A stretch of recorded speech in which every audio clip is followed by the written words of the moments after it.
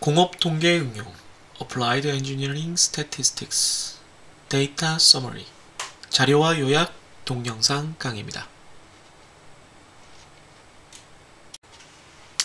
네, 제 취미생활 얘기를 하고 있는데요. 제 취미생활 예전에도 좋아했었고 다른 그 동영상 잡담 시간에는 아마 스탠드업 코미디가 아니라 이제 코미디언들에 대해서 제가 가진 존경이나 서양 코미디를 보면서 영어 공부를 한다는 걸 얘기를 했었는데, 오늘은 이제 좀 더 좁혀서 스탠드업 코미디를 이제 특히 영어 공부를 위해서 제가 좀 봤던 걸 또 보고 하는 코미디들을 몇 개를 소개해 드리려고 합니다. 정확히 말하면 이제 스탠드업 코미디언들을 소개하는 거고, 스탠드업 코미디언들이 굉장히 다양하게 있는데, 여러분들의 영어 공부에, 저의 영어 공부에 도움이 되려면 좀 잘 들려야 되고 또 문화적으로 좀 잘 이해가 돼야 되는데, 그러기 위해서는 이제 미국에서 활동하는 아시아계 미국인들의 스탠드업 코미디가 좋습니다. 그러니까 약간 이질적으로 아시아인들이 아시아인 문화를 유지하면서 미국에서 살아가는 것에 대한 좀 자조적인 얘기도 있고 좀 우스꽝스러운 얘기도 있고 어려운 얘기도 있고 그게 다 뒤섞여 있습니다. 거기서 가장 유명한 이제 아시아계 그 미국인 코미디언은 아마 지미 오이앵일 겁니다. 여러분들이 여러 가지 영화에서 여러 작품에서 아마 만났을 가능성이 큰데, 크레이지 리치 에이지안이라든가 아니면은 그 스페이스 아무튼 미국 그 우주군을 다룬 넷플릭스 영화가 있었어요. 예, 그거랑 또 갑자기 그 작품이 그 실리콘밸리라는 시트콤에도 나오고, 아무튼 영화 배우로 많이 활동하고 있는 사람이에요. 홍콩계 미국인이라고 할 수 있습니다. 홍콩에서 왔죠. 네, 부모님이 다 당연히 중국 분이시고요. 네, 그래서 중국 사람들, 아시아 사람들이 돈을 아끼고 엄격하고 사랑을 표현하지 않고 이런 농담들을 많이 합니다. 역시 짧게 한번 한 장면을 보도록 하죠. It's organic stuff in America is getting out of control. It's not just organic food. You got like organic bed sheets, organic hand soap. I don't know about you guys, but growing up in my very Chinese family, hand soap wasn't even a thing. Hand soap used to be that piece of crap leftover soap that my dad's been washing his balls with for 2 months. And he just puts it in a soap counter, you walk by, you rub your 2 fingers on it for good luck. That was... 네, 이런 식으로 사실은 이 사람 말고도 로니챙이라는 사람도 있습니다.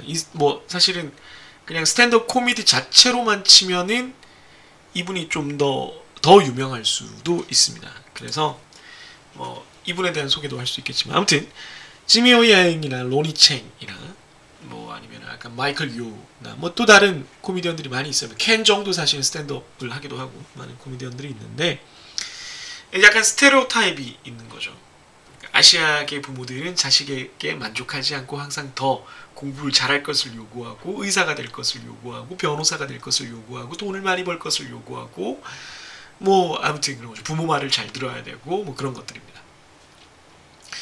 그래서 그것이 이제 늘 긍정적으로 비춰지는 건 당연히 아니고, 너무 이제 자식을 억압한다 이런 것들을 이제 표현을 하는 건데, 그걸 너무 부정적으로 또 가족에게 좀 신뢰가 되지 않는 선에서 재미있는 에피소드로 풀어낸다는 게 참 대단한 재능인 것 같고, 그 얘기들이 당연히 본인의 경험을 기반으로 있기 때문에 굉장히 생동감 있고 또 잘 전달이 되고, 같은 동양인 입장에서 내가 미국에 살지는 않지만 동양인의 삶의 문화, 가족의 문화를 담고 있다 보니까 이해가 굉장히 잘 되죠.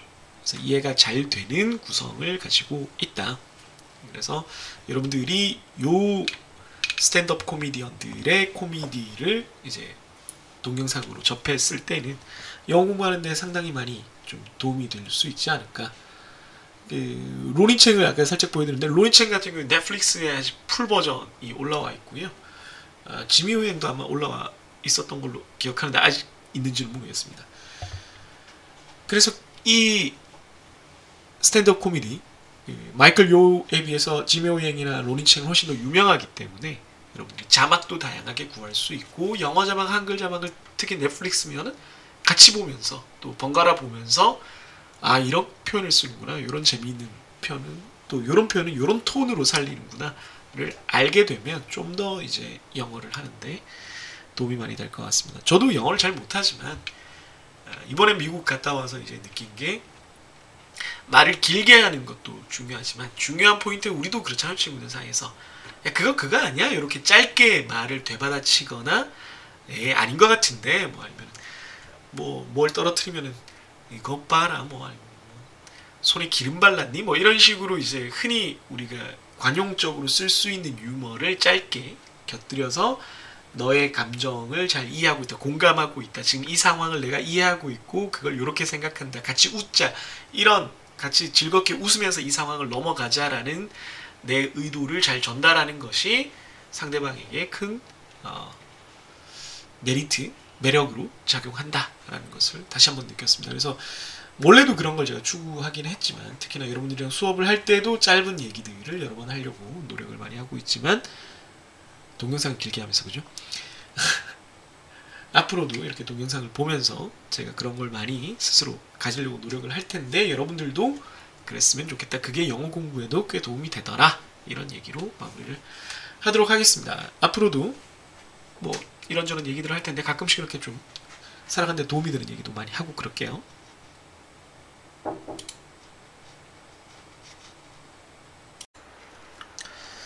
네, 삼포도를 보죠. 삼포는 흩어진 정도, measure of spread입니다.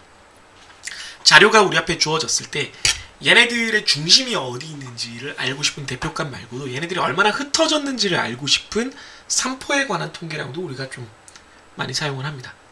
대표적인 게 이제 variance와 standard deviation이죠. 그래서 보통 분산, variance라고 불리는 것이 각 자료들을 평균에서 빼줘서 평균에다가 빼줘서 각 자료에서 평균을 빼줘서 평균에서 벗어난 정도, 평균 편차죠. mean deviation이라고 부릅니다. 이거를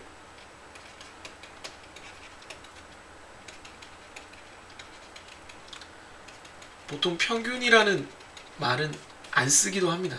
이게 deviation 밑에도 있죠. deviation이라고 부르는데 mean deviation을 제곱을 한 것의 평균을 분산이라고 부릅니다. 공업통계에서 배웠을 거고 기초통계에서도 배웠겠지만 분산을 구하는 또 다른 방법은 그 자료의 제곱의 평균에서 평균의 제곱을 빼주는 겁니다. 그러니까 제곱한 거의 평균을 구한 다음에 제곱한 거, 요 두 가지를 서로 빼주면 분산이 나옵니다. 그런데 이거는 이제 주어진 데이터가 모집단 전체일 경우에 그런 것이고, 만약에 주어진 데이터가 샘플이다, 표본이다 라고 할 때는 표본의 분산은 모집단의 분산에 비해서 조금 더 크기 때문에 보정을 해줘야 돼서 n-1로 나눠줍니다. 자료를. 그러니까 일반적인 분산과 비교했을 때는 n-1분의 n이 보정이 된 그런 값이 되겠습니다.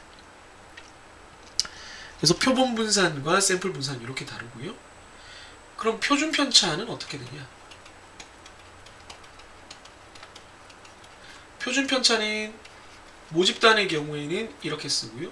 샘플의 경우에 이렇게 쓰는데 둘 다 원래 있던 거가 제곱이 있으니까 그냥 그걸 루트를 씌우면 되겠죠. 네. 그래서 표준 편차는 보통 스탠다드, 이걸 제가 왜 안 적어놨는지 모르겠네요. 아예 강의 자료에 적어놓는 게 맞는 것 같은데 deviation이고요. 제가 가리고 있군요. 네, 보통 SD 혹은 STD 이렇게 약자로 쓰거나 길게 쓸 때는 STDEV까지 쓰는 경우도 있습니다. 이런 약자들을 왜 알려드리냐면 이제 컴퓨터 프로그램에서 함수를 사용할 때 이렇게 많이 하기 때문이죠.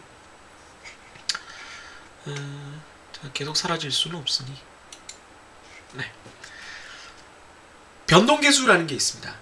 변동계수는 모집단 표준편차 혹은 샘플 표준편차를 모집단 평균 혹은 샘플의 평균으로 나눠준 건데요. Coefficient of Variation, CV 혹은 그냥 뭐 V라고 부르기도 합니다. 얘는 왜 그러냐면 두 가지 서로 다른 단위, 서로 다른 척도, 서로 다른 크기를 가진 자료들의 흩어짐을 서로 비교하고 싶은 경우가 있기 때문입니다. 수학 점수랑 영어 점수랑 둘 다 산포는 존재하는데 수학 점수는 만점이 200점이었고 영어 점수는 만점이 300점이었어요. 시험을 3번 봤어요. 그럼 뭔가 조정을 해줘야 될 거 아닙니까? 그랬을 때 다른 방법도 많죠. 뭐 절대적인 크기, 맥시멈 값을 이렇게 조정해 줄 수도 있고 다 0과 1 사이로 뭐 합쳐줄 수도 있고 뭐 여러 가지 방법이 있겠지만 평균으로 나눠주면 됩니다. 그렇게 하면 좋은 게 이게 단위가 없어집니다. 단위가 없어진다는 것을 한번 생각해 보기 바랍니다. 뭐 제 수업을 들었던 학생들은 이미 알고 있을 수도 있는데 어떤 자료를 길이를 쟀을 때 길 1이 아니고 길이를 쟀을 때 원래 단위는 미터가 되겠죠. 그럼 평균은 단위가 역시 미터일 겁니다. 그럼 분산은 여기 계산식을 보면 제곱이 한번 생기죠. 그 다음 평균을 하기 때문에 미터 제곱이 돼요. 실질적으로 아무 의미는 없는 단위입니다. 분산은. 이걸 다시 표준 편차로 바꾸면 루트를 씌우기 때문에 다시 미터가 됩니다. 그러면 평균과 표준 편차는 같은 미터 단위이기 때문에 이거 둘을 나눠주면 서로 사라져요. 단위가 사라집니다. 따라서 그 전에 뭘 쟀든 길이를 쟀든 무게를 쟀든 속도를 쟀건 상관없이 순수 그 자료들의 숫자에 흩어진 정도가 비율적으로 어느 정도인지만 따질 수가 있게 된다는 장점이 있습니다. 물론 이게 완벽하다는 건 아니고 뭐 한 가지 방법이라는 거죠. 흩어진 정도를 다루는 다른 몇 가지 척도들이 있습니다. 평균 절대 편차라고 해서 mean deviation 혹은 mean absolute deviation MAD라고 불리는 것이 있는데 얘는 평균 편차를 절대값을 씌운 겁니다. 절대값. 음수가 되면 양수로 만들어 버리는 거죠. 그런 다음 평균을 한 거예요.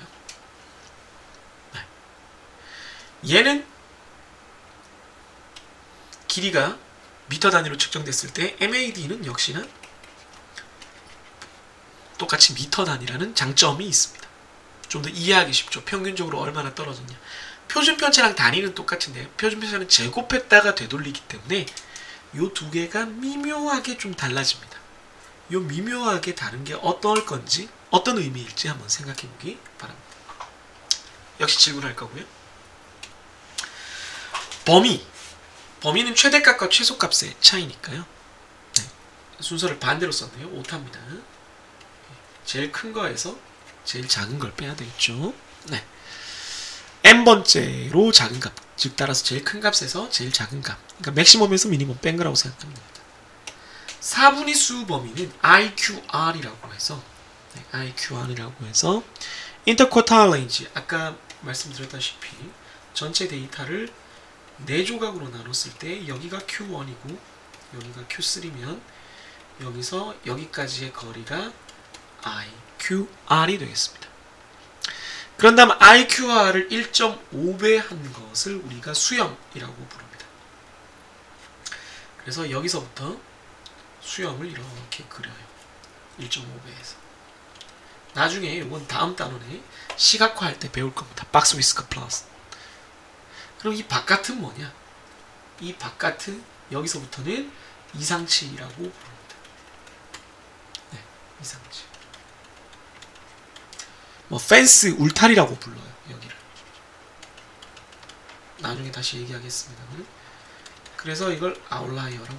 그러니까 뭐 통계적으로 다른 방법도 많지만 대충 보통 Q1, Q3를 기준으로 IQR을 1.5배 한 거리까지 우리가 확장을 했을 때 그거보다 멀리 있는 자료들은 좀 이상한 데이터다. 이렇게 볼 수가 있습니다.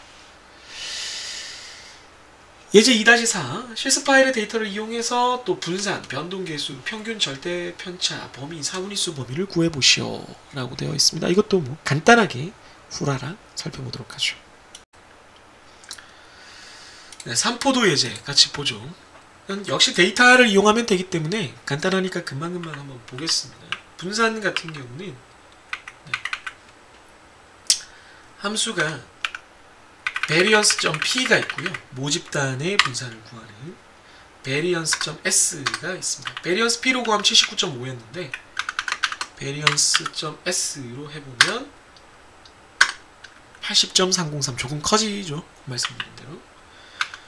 네, 스탠다드 디비에이션도 모집단 표준 편차로 하면 8.916이 되는데 스탠다드 디비에이션.s로 하면 8.961이 됩니다. 조금 달라지죠. 변동계수는 요 스탠다드 디비에이션을 평균으로 나누면 되는데 평균은 저 위에서 구한 거 위치고요. 얘를 이렇게 써보겠습니다. 그럼 0.33인데 네. 요거를 이제 모집단으로 바꿨을 때는 값들이 조금 달라지니까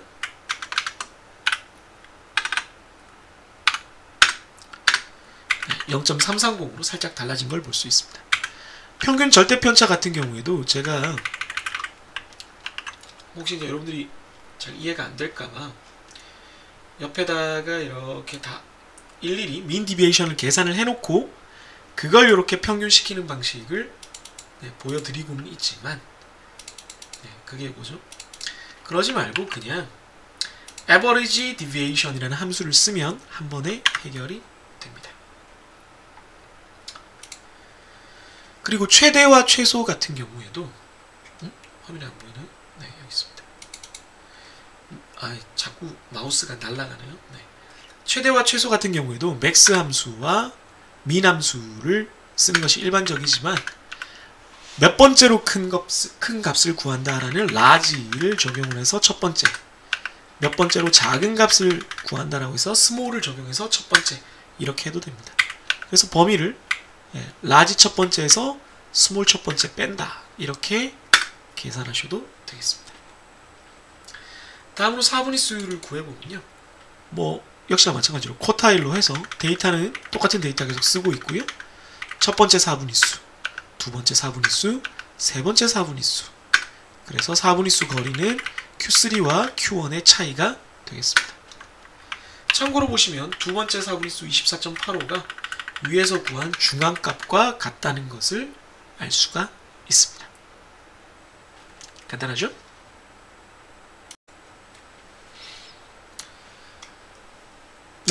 네, 도수 분포표를 한번 보겠습니다. 앞에서도 얘기를 했지만 도수 분포표는 자료를 이제 일정 구간으로 나눠서 요약하는 겁니다. 이거에 대해서는 이제 그 공업 통계에서 기초 공업 통계에서 이미 다 설명을 했기 때문에 뭐 복잡하게 설명은 하지 않고 간단하게만 얘기를 하고 실습만 다시 한번 반복하고 끝내도록 하겠습니다. 프리퀀시 테이블은 자료를 여기 보이는 이런 형태로 만드는 겁니다. 그래서 각각의 요 구간을, 그러니까 데이터가 이렇게 있으면 여기도 있고 뭐 여기도 있고 이렇게 있는데 이걸 일정한 간격의 구간으로 나누는데 그 구간을 계급, 클래스라고 부릅니다. 클래스 인터벌이라고도 부르고요. 이 클래스 인터벌의 개수는 K라고 정의를 했을 때 자료를 루트를 씌워서 플러스 마이너스 3 정도의 범위로 하거나 데이터가 되게 많을 때 200개 넘을 때는 상용 로그, 그러니까 10을 밑으로 하는 로그를 취해서 3.3을 곱하고 1을 더해주는 방식 정도를 취합니다. 보통은 뭐 요걸로 거의 됩니다. 계급의 크기는 이제 전체 레인지, 범위를 요 계급 수로 당연히 나눠야 되겠죠. 전체가 레인지가 될 거고 그거를 요 개수만큼 나누면 한 계급의 크기가 나올 텐데 그걸 이제 측정 단위에 맞게 변환을 해주는 작업이 필요할 겁니다. 첫 계급의 하하는 xn이 아니라 이것도 오타네요. 가장 작은 값, 최소값에다가 측정 단위의 절반을 빼줘야 되는데 이유는 구간을 이렇게 정했을 때 데이터가 경계에 걸리면 이쪽 구간으로 가야 되는지 이쪽 구간으로 가야 되는지 헷갈리니까 구간 자체를 자료랑 조금 어긋나게 만들어 놓는 거죠. 살짝 이런 식으로 절대 경계에 데이터가 걸리지 않도록. 그래서 자료들이 여기 있고 여기 있고 여기 있고 뭐 이렇게 되는 겁니다. 어디에 안 걸리도록 어디에든 안 걸리도록 만들어 주는 겁니다. 계급 중앙값은 상한과 하한의 가운데 값이 되고요. 얘가 이제 그 계급의 대표값이 됩니다. 따라서 데이터가 원래는 25도 있고 25.1도 있고 뭐 27도 있고 뭐 이랬을 텐데 요약되면 26 4개 있다 이렇게 되는 겁니다. 정보가 좀 손실되죠. 대신 보기는 간단해집니다. 이 경우에는 최빈값을 보기도 쉽고요. 전체적인 분포를 막대 그래프로 그려서 히스토그램이라고 해서 전체적으로 어떤 분포 형태를 띠고 있구나를 보기도 쉽습니다. 히스토그램에 대해서 여러 가지를 해석하거나 이런 것들은 시각화 파트에서 좀 더 자세히 다루도록 하고요. 도수 분포표를 예제를 통해서 한번 알아보고 간단히 마치도록 하겠습니다.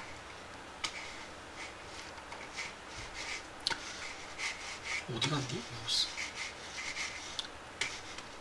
죄송한데요. 제가 마우스를 못 찾고 있어가지고요. 난감하네요.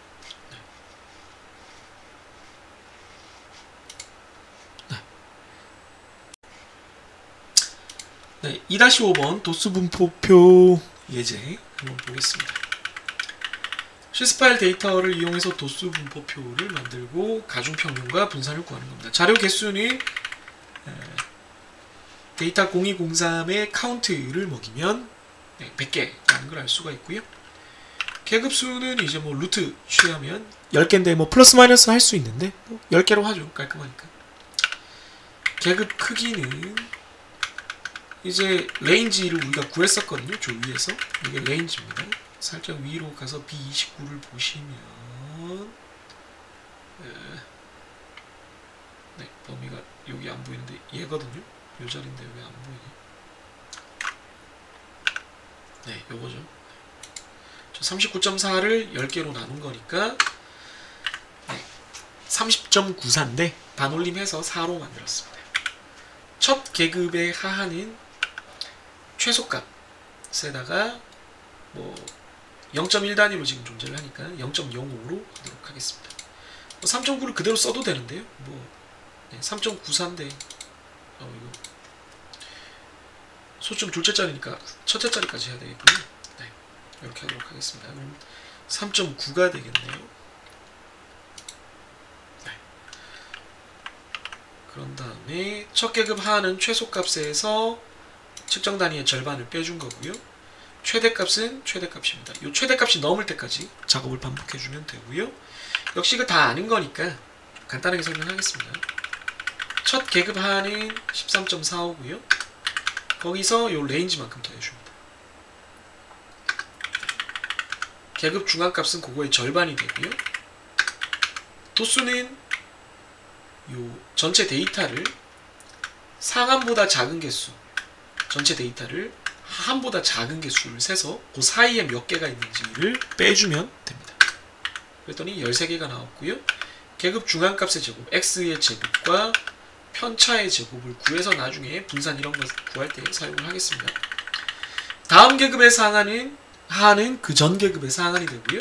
다시 여기서 레인지만큼 더해주면, 계급 크기만큼 더해주면 또 상한이 나오고 이 짓을 계속 반복합니다. 언제까지? 최대값이 포함될 때까지. 최대값이 53이니까 여기까지 해야 되겠네요. 그래서 보면 도수가 이렇게 표현이 됩니다. 총 100개가 다 포함이 됐죠. 그래서 가중평균을 구하면 계급 중앙값 얘죠. 이거랑 요 도수를 곱해주는 거죠. 15.4가 13개 있고 19.3이 16개 있다. 이런 식으로 판단을 하는 거죠. 그 전체를 데이터 0203으로 나눠주면 100개로 카운트 100개로 나눠주면 가중평균 26.48을 넣습니다. 위에서 그냥 평균을 구했을 때는 27.01이니까 약간 차이가 있죠. 그 다음에 분산 같은 경우에 역시나 도수에다가 중앙값의 제곱을 곱하고 개수로 나눠주면 이건 제곱의 평균이거든요. 빼기 아까 평균 구한 거, 평균의 가중평균 구한 거, 평균의 제곱을 해주면 79.81이고요. 그게 아니고 평균 편차 제곱을 아이고 저기 카운트가 덜 됐네요. 46까지 해야 되는데 덜 됐군요. 죄송합니다. 네. 이것도 46까지 해야 되는데 한 줄 제가 더 추가한 걸 덜 했습니다. 네. 얘도 네. 얘는 평균 편차 제곱을 구한 다음에 바로 적용을 하는 경우가 되겠습니다. 평균 편차 제곱에 여기가 안 들어갔네요. 또 왜 안 들어가지? 네, 평균을 그대로 구하면 똑같은 값이 나오겠습니다. 분산 샘플 분산을 하면은 99분의 100을 곱해주면 되겠습니다. 약간 커지죠. 그래서 이런 형태로 우리가 만들어서 자료의 요 분포를 볼 수가 있습니다. 여기가 제일 볼록하니까 여기가 최빈 값이 되겠죠.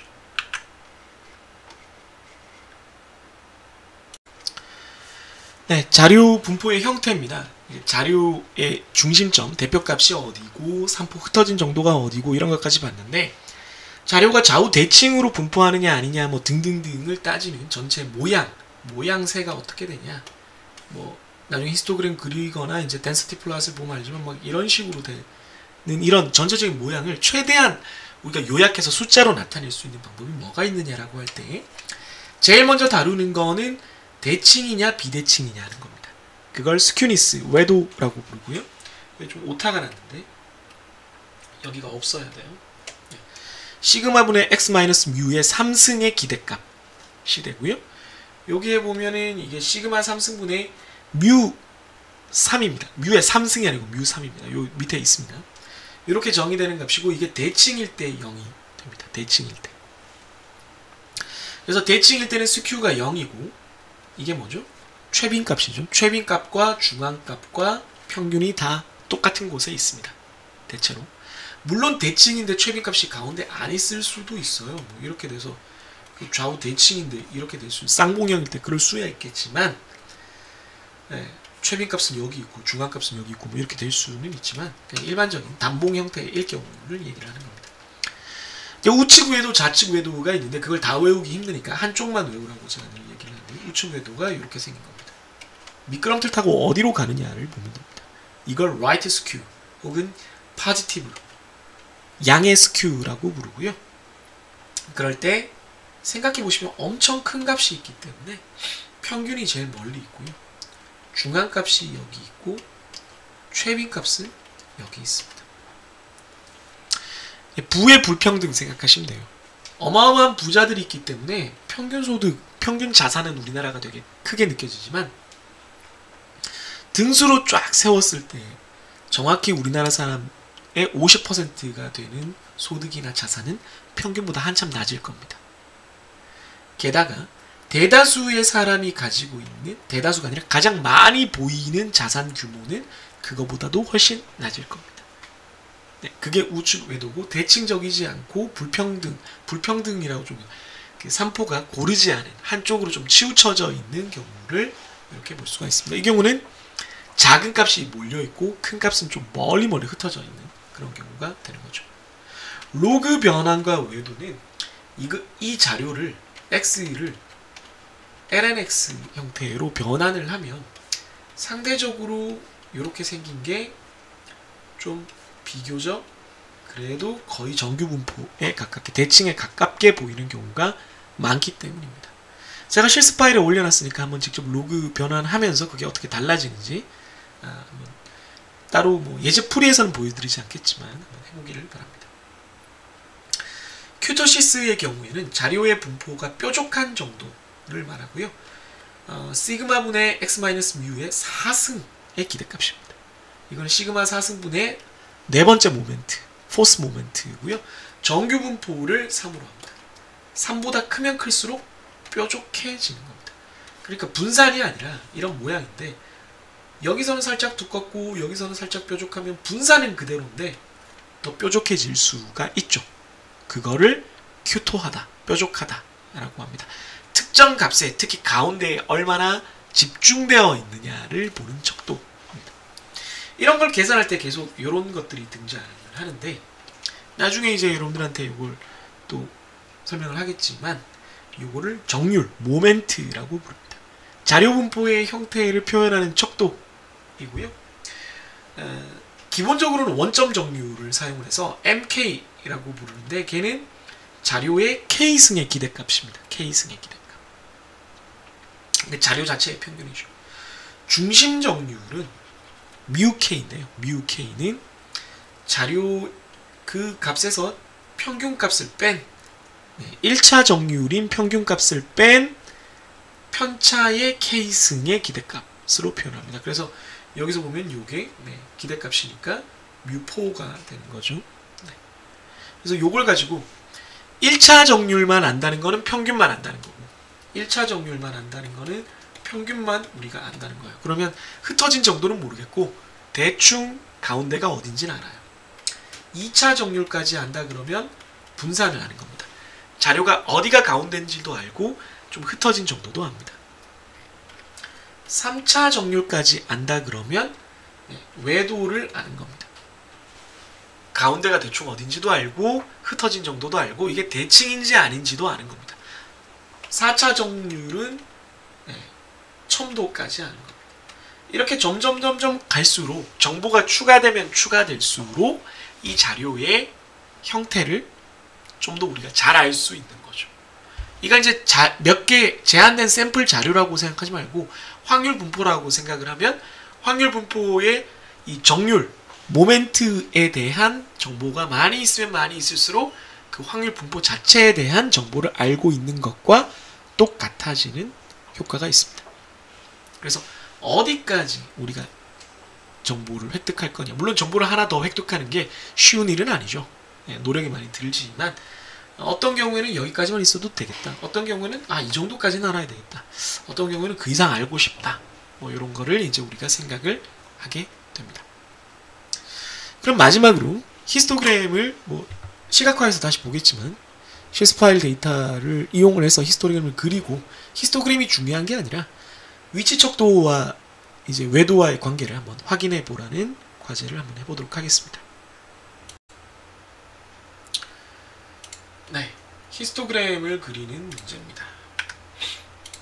이 자료가 뭐 여기 보시면 데이터 범위가 이렇게 나타나요. 데이터 범위가 좀 올려보면 잘 안 보이나요? 도수와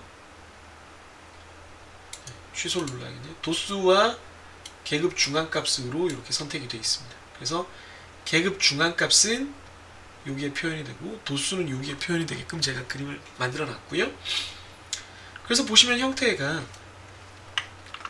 대충 이런 형태가 되죠. 그래서 봐서 완벽하진 않지만 이쪽으로 가는 라이트 스큐로 보입니다. 우측 외도. 그래서 실제로 외도 값을 구해봤더니 이거는 P일 거고요. 이게 P인가? 하나는 P고 하나는 S인데 값이 조금 달라지긴 합니다만 이쪽이 S인가 보네. 값이 조금 달라지기는 합니다만은 이쪽이 P고 이쪽이 S네요. 양수라는 것을 확인할 수 있습니다. 양수가 됐다는 걸 그림에서도 확인했고 값으로도 확인했으니까요. 그랬을 때 평균이 제일 크다는 걸 한번 확인해 볼까요? 평균이 27로 제일 크고 중앙값이 그 다음 최빈값은 아까 우리가 본 것처럼 도수가 제일 큰 거 여기네요. 이 값이 아니네. 맞네요. 23.2 여기가 도수가 제일 큰 23.2가 최빈값이 되니까 점점 작아지는 그런 형태가 되겠습니다. 한번 대충 표현을 해보면 여기가 최빈값이 되고요. 중간값은 24.85니까 뭐 이 근처가 되겠죠. 그리고 평균은 27점. 여기가 평균이 되겠습니다. 이렇게 증가하고 있는 것을 볼 수가 있습니다. 외도가 엄청나게 크진 않기 때문에 이 정도로 표현이 되겠네요. 이렇게 직접 그림을 그리면서 확인해 볼 수가 있습니다. 네, 동영상 1주차 강의가 끝났네요. 1주차가 아니고 2주차지만 어쨌든 새학기의 첫 동영상 강의가 끝났는데 생각보다 또 준비하는데 오래 걸려요. 여기 동영상 강의로는 뭐 1시간 남짓 그보단 긴가요? 이겠지만 실제로 제가 준비하는 건 한 3시간 정도가 됩니다. 촬영하는데 3시간이 걸리죠. 거의.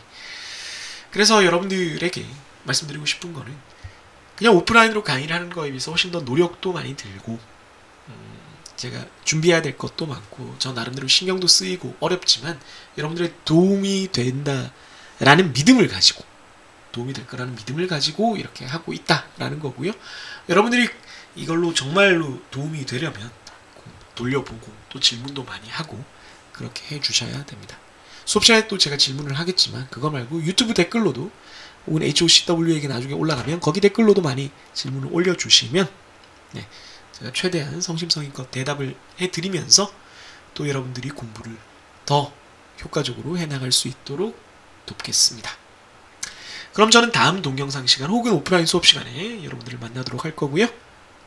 그럼 여러분 그때까지 안녕히 계세요.